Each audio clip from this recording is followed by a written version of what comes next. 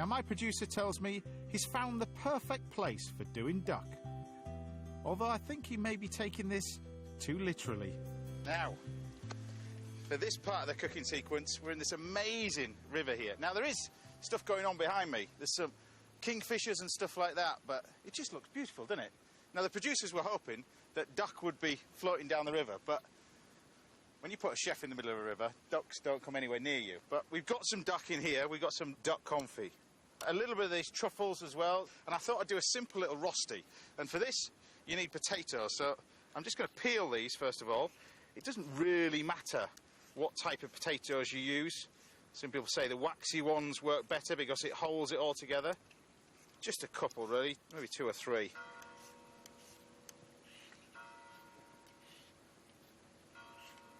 French bells.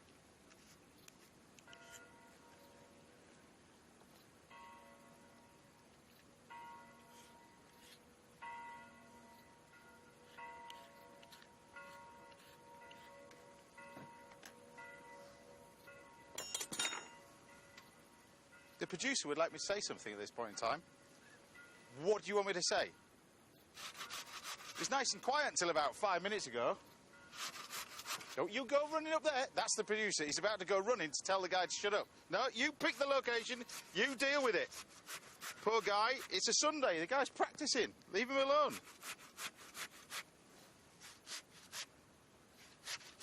He's got tired now, clearly. Right, now, on with the rosti. I'm going to mix this together with a few things, because so often rostis can be quite greasy. They almost look like those hash browns that you get from service stations along the M4 for breakfast. Not that I've eaten those before, but you know those ones that are full of grease. Ugh. Now, to stop that, we can add a few ingredients. Now, what we need to do is just get rid of the water out of here. It is water before people start phoning in. There you go. Bit of that. We'll lose this out of the way. That's enough, really, for this one. And then, this is the way you're going to stop it from being greasy. We're going to add a touch of creme fraiche, full fat creme fraiche, a couple of tablespoons, like that, 1 egg, like that, a little bit of fresh thyme, and then, I don't know why I'm talking about greasy, because I'm about to put duck legs cooked in duck fat, to be honest, in our rosti, but I have to put this in it. This is the stuff that I got in the market. These are these duck legs. Classic confit canard. Look at that. A tin of gold. This is what we're here to see. Now, we take this duck confit straight in here. We're going to mix this all together. This is your creme fraiche, the egg, and the duck. A little bit of black pepper. And a touch, just a touch of salt. Now remember, this duck is quite salty, so you don't want too much. But you can make this rosti with parsnip, a little bit of apple in here.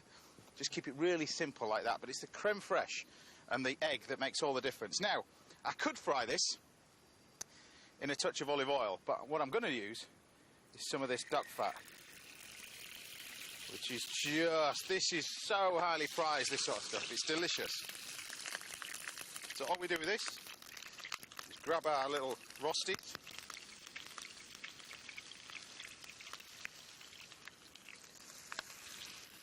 This was a new shirt this morning. Just colour them on one side. Ah, I've got it, look, while it's cooking. I learned, look, if you take duck fat and rub it on your feet, it keeps your feet warm. Now, I heard about this. When people swim the channel, they rub duck fat over their body to keep them warm. It works. How cool is that? I just look a bit stupid. I haven't rolled my trousers up like this since I was about 12 at school, when we went to Blackpool. I love Blackpool. We used to have a donkey called Bimbo from Blackpool. He was well cool. Look, there's your little rosti, look. Now, while that's happening, we can take our truffle. This area is famous for so many different things. Walnuts, chestnuts, but this is the ultimate prize. Chris kindly gave me this knife. This old truffle knife is beautiful, all ebony wood. Fabulous. Going to slice these. Now, normally when these are in season, these would be black on the outside, but almost like a mushroomy white, beigey colour inside. But when you preserve them, it turns them all black. They almost look like a pickled walnut, really.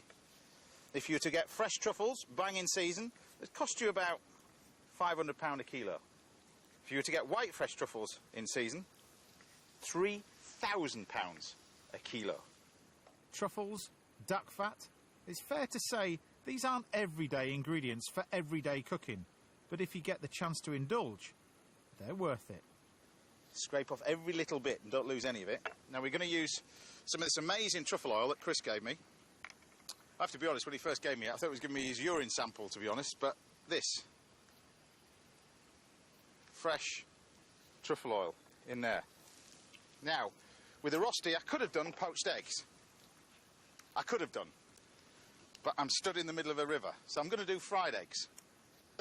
Fried eggs cooked in duck fat.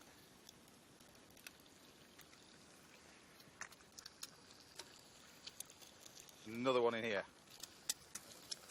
Grab our plate, and what we can do is lift off our little rosties. Like that. No need to drain off all the fat. That's fat is flavour. And the key to the egg, just at the end, is just finish it over the top like that. Lift the whole lot off.